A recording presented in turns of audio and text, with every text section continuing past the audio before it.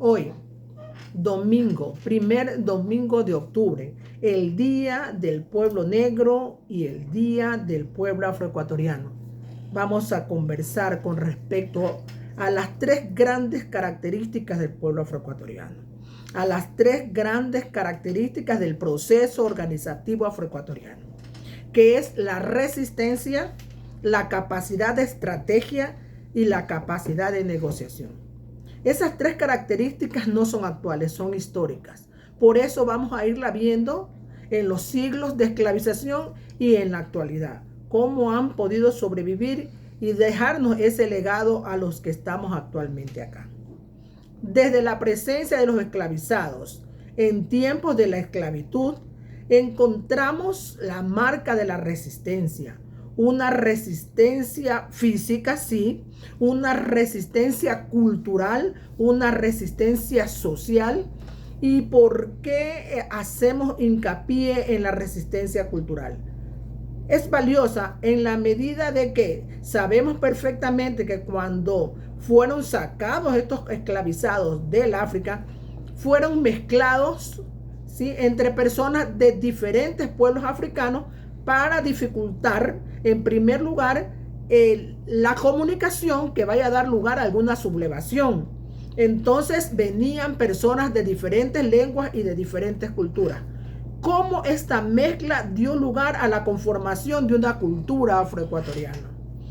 Algunos factores de algunos pueblos africanos sobrevivieron más que otros factores, pero todo esto le dio lugar a la configuración de lo que hoy hablamos de la cultura, lo que es la cultura afroecuatoriana, que subsiste hasta nuestros tiempos. Una resistencia organizativa. ¿Por qué? Porque para iniciar procesos de sublevación o de libertad, tendrían que organizarse. Llegó a tal nivel la organización que no solamente era el proceso de la lucha, ni el proceso de la resistencia dentro de los territorios de los llamados dueños de la tierra en aquel momento, sino que había organización también en el caminar hacia la libertad y en el momento que ya encontraban asentamientos para vivir libertariamente, encontraban ya los que son los palenques. Ahí también había otra forma de organización que les permitió sobrevivir. Entonces vemos una resistencia organizativa, una resistencia cultural, que actualmente la vemos. En este momento, por ejemplo, podemos hablar de procesos organizativos que miran el tema afroecuatoriano, lo analizan y se mantienen en lo principal, que es su relación con la tierra, con la producción, con la comercialización y con ese reencuentro.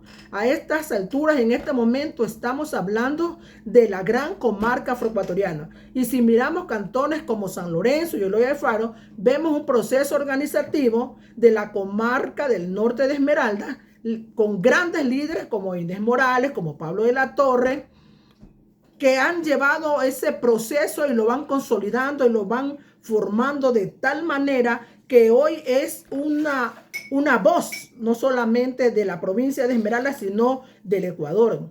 Entonces estamos viendo procesos organizativos capaces de plantear propuestas a nombre del pueblo afroecuatoriano, como fueron las organizaciones que en algún momento conformaron la Confederación Nacional Afroecuatoriana.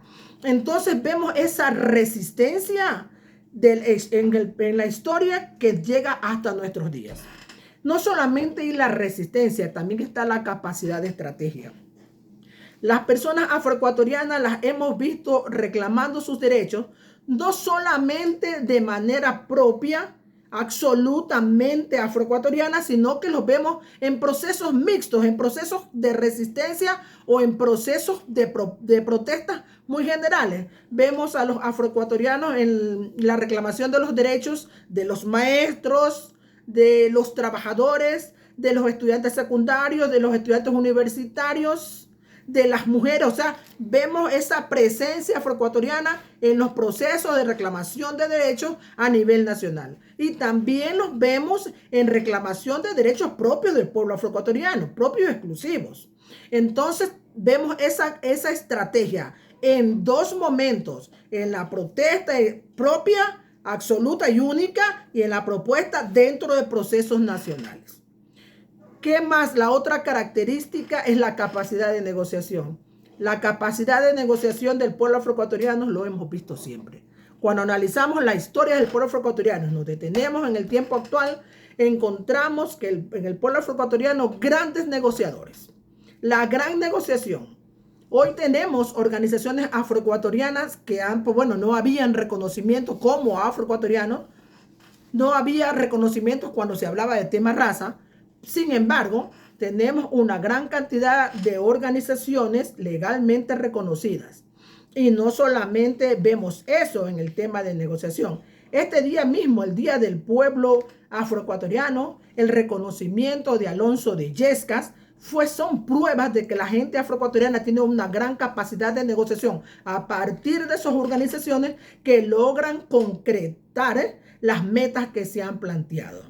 Y en la capacidad de estrategia afroecuatoriana vemos que en el sistema educativo, la educación, la etnoeducación como parte de la currícula educativa nacional.